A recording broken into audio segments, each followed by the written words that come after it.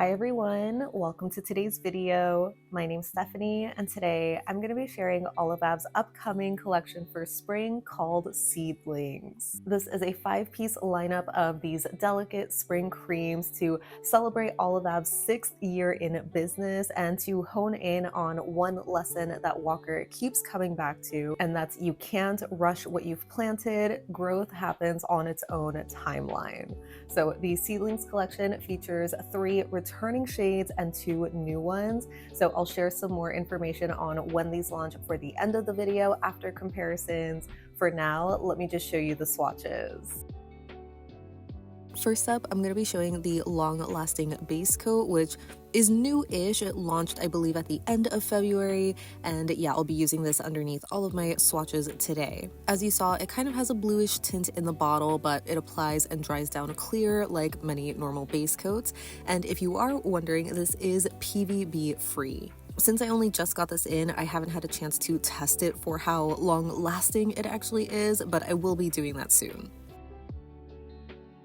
Now onto the polishes. The first one we have is Cornflower, and this one I believe first launched in Walker's debut collection several years ago at this point, and it's described as a periwinkle cream, which I think is interesting because I feel like this is a very true cornflower blue. It's a little too blue toned for what I would call a true periwinkle, but it's definitely in that family. Like so many other of Olivab's creams, this had a fantastic formula, really smooth and easy to apply. I guess I would say this one is slightly on the crelly-ish side, where there was a little bit of sheerness on that first coat in some spots, but it builds up beautifully opaque in just the 2 coats alone. And yeah, this color is just so perfect for spring.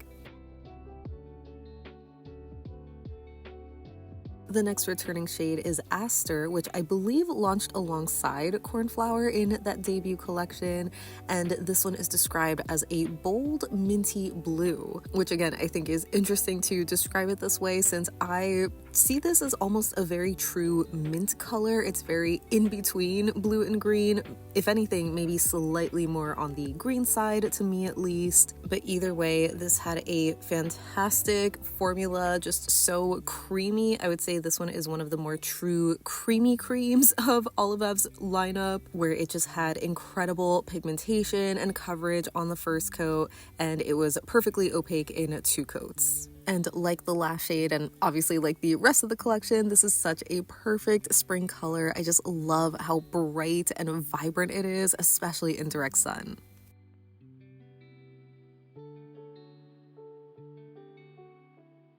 And the last of the returning shades is called Terre, which is described as a sage green cream.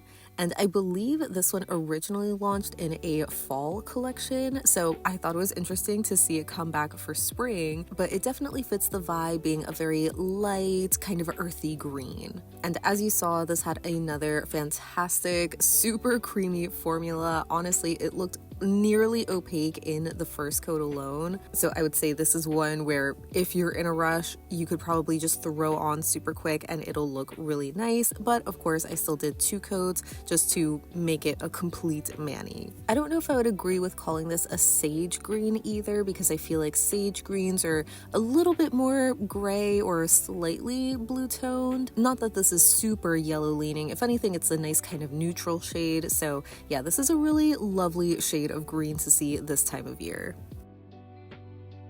The first of the new shades is called Tend, and this one is described as a very light pastel green cream. So heavy emphasis on the very light pastel aspect of this color. I know it's looking near white on camera, and honestly in real life it does look like a white with a single drop of green in there, which will be easier to tell hopefully once you see it in the comparison portion.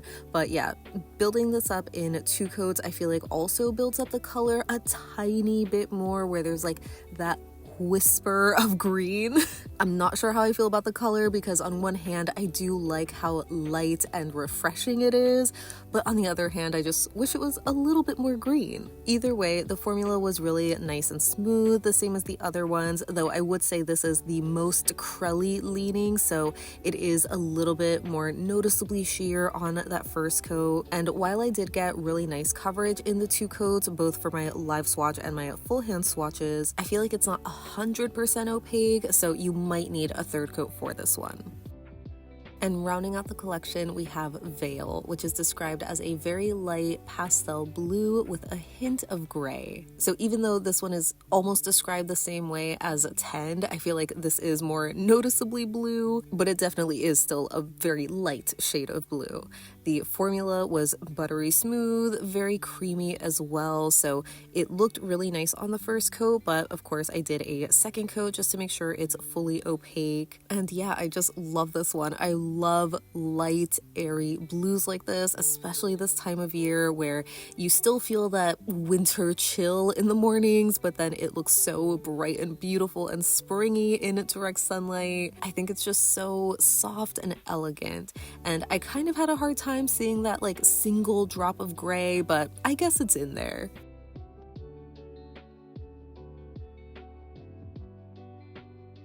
And here is my full hand swatch collage of the Seedlings collection. I just adore this color palette. It's obviously very blue and green kind of heavy, but it's still so pretty and so perfect for spring.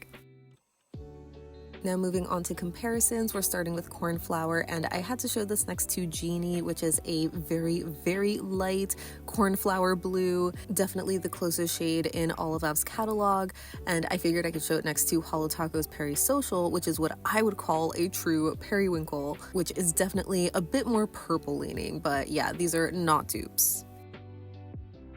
Some other blues I kind of thought of for Cornflower were Cracks Out of the Blue, which is one of their recent Jelly of the Month shades, as well as ILNP's Up Above. Again, I would say they're in the same family, but not exact dupes. Cracked is more sky blue, and Up Above is a little bit lighter, almost like Jeannie. And lastly for Cornflower, this one immediately reminded me of Essie's Bikini So Teeny, which is a cult classic for a reason. It's just such a beautiful shade of blue. They look extremely similar in the bottle, although you probably could tell that Cornflower is a smidge darker, though on the nail it is a lot more noticeable, I would say. The Essie being lighter made me think it would be closer to Jeannie, so I decided to apply a couple of strokes on the top half of my nail just so you can see how close they are, where Essie is a little bit more blue. Next for Aster, the closest shades in all of Av's catalog I think are Calla Lily and Partly Sunny, which are green and blue respectively, so hopefully you can see that Aster is that perfect in-between of these two. I guess maybe not perfect because both of the other two shades have a gold shimmer, but hopefully you know what I mean. Some other shades I thought were going to be similar included Holo Thyme After Time from their cottagecore collection last spring, as well as ILNP's Secret Garden, which is their green from this year's Valentine's Day quad. If anything, I would say that these two greens are more in that sage family, being a little bit more gray toned. Aster definitely has the most whitened kind of base, and it's just very minty. Some other shades that I thought were going to be closer included Essie's It's High Time, which is another minty kind of green, and Crack's Breakfast at Tiffany's, which is a little bit more of an aqua blue kind of color, but in the bottle it does look sort of similar, although the Cracked is more of a jelly kind of formula, and it ends up applying a little bit darker on the nail. The Essie, like I mentioned, is minty, but a little too green. I wonder if Mint Candy Apple would be closer, but I don't have that one anymore. Next for Terre, I wanted to show this next to Calla Lily just for reference because it's a bright springy green and hopefully you can see that more fall tone in Terre. I think some other shades that were a little bit closer included Scape from Olive Ave and Holo Matcha Maker. They might look kind of close in the bottle, but again, I would say that Scape and Holo have more of this bright spring quality to their colors, and Terre is a little bit more muted, what I would think of as like a fall green. So unfortunately, these are not dupes. And for reference, again, here is ILNP's Pistachio from their brunch collection that launched recently, but if anything, that one's closer to Scape. For Tend, I of course have to show this next to a pure white cream for comparison. So here is ILNP's Canvas on the left, and I also pulled out Olivav's Cloudy on the right, which is like their super pastel blue. I just thought these would be like sister shades, being white polishes with a drop of color in them, but on the nail you can see that Tend has a little bit more of this greenish hue. I honestly had a hard time finding other super light greens, so I pulled out Olivav's Sage and ILNP's Dollhouse, but if anything, those kind of looked like some of the other shades that I showed before, so I have Aster there on the bottom, which is more of that minty blue, and here is Terre, which is again that earthy, slightly yellowy green. And then I remembered I had Nailpollies Matcha Made in Heaven, which was the lightest green that I had in my collection up until this point, because now Tend can easily take that title. I'm showing 2 coats of each here, and they both have very similar light crelly formulas, but I feel like Tend is just a bit more whitened. And lastly, I remembered I had Cirque's Sweet Mint, which is their super light, whitened green crelly that they released sometime last year. I would say these look the closest, especially in the bottle, because the Nailpollies had a little bit of like yellow in it, but again, because the Cirque is a crelly, it just doesn't look the same on the nail. Oops, I lied. I have one more comparison for Tend, and that's with Breeze, which is in the middle here. It's another super pastel minty cream. It's slightly more blue leaning though, or maybe like aqua in color, so I figured I could also show it next to Aster. I think Breeze is kind of an in-between of these two, but definitely closer to Tend, being that super whitened pastel, just not a close color dupe. Lastly, for Veil, I wanted to quickly show this next to Cloudy, which was the closest to a very light pastel blue in Olivav's catalog, but as you saw, that one is more white based. For some closer, very light pastel blues that are actually blue, I pulled out Holo Taco Skipping Stones and ILNP's Flurry. Again, these are looking super similar in the bottle. If anything, maybe Holo Taco looks the closest, and I would say on the nail, it's also the closest. Flurry just has a little bit more of this color vibrancy to it, while the other two are slightly more white based or muted. I think Veil is just a shade lighter than Skipping Stones. Like, they're not exact color dupes, but they're also extremely close to each other that you could also just call them dupes. And the last couple of comparisons I have for Veil are Crack's Twiggy Blue and Essie's Borrowed and Blue. Twiggy Blue is what I would call a very pastel sky blue, so you can probably tell from the bottle alone. It's a couple of shades darker than Veil and Borrowed and Blue. So between these two, I would say that the Essie is the closest to Veil, but again, not an exact dupe either. It has a little bit more of this aqua blue kind of color, and hopefully here you can see that drop of gray in Veil. So that wraps up my swatches and comparisons of Olivav's upcoming Seedlings collection for spring. These are going to be launching this coming Sunday, March 29th at 12 p.m. Eastern Time. And as a reminder, I am an affiliate with Olivav, so if you want to pick these up while supporting me and my channel, you can do that by shopping them through the link in my description box, or use my discount code YOGI10 to save 10% off your order. As always, a big thank you to all of you who do support me through that, but even if you don't plan on grabbing anything, I still would love to hear your thoughts on this release, because as a seasonal wearer, I really love it. Even though the color palette is also very limited to the blues and greens, I think they're just so pretty, so delicate and light and airy, just what I love for the springtime. I'm especially happy to see the returning shades, specifically Cornflower and Aster, come back, because those feel like such classic kind of shades for any brand's catalog, like I feel like those are always a safe go-to sort of color. You know, they remind me of Essie's Bikini So Teeny and Mint Candy Apple. So it honestly was kind of shocking when they first retired those two. So I am happy to see those come back. And even for Terre, the green, even though again, that one is still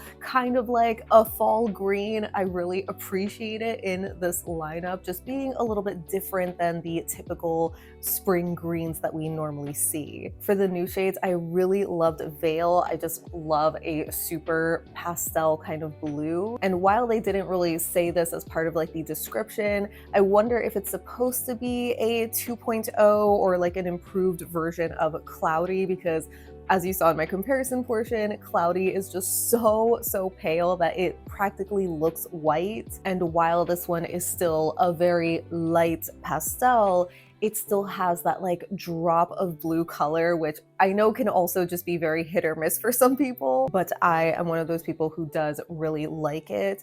Unfortunately though, for Tend, I feel like that one is, you know, that sister shade to Cloudy, just being so incredibly light. So I'm really curious to see how this one is going to perform compared to Cloudy, for example. I don't remember when or why Cloudy got semi-retired, or, you know, if we'll see it come back, or if Veil is going to permanently take its place or something. But just going off of my assumption that, you know, it's retired because it's too close to white, I feel like Tend is kind of, you know, really similar to that. But like I said before, I also find it to be a really refreshing shade at the same time. So I do still like it for that reason, but it might not be my go-to spring green. So I would love to hear your thoughts down below so we can chat about it. But thank you so much for hanging out with me today. I hope you have a great rest of your day, and I'll see you in the next one. Bye.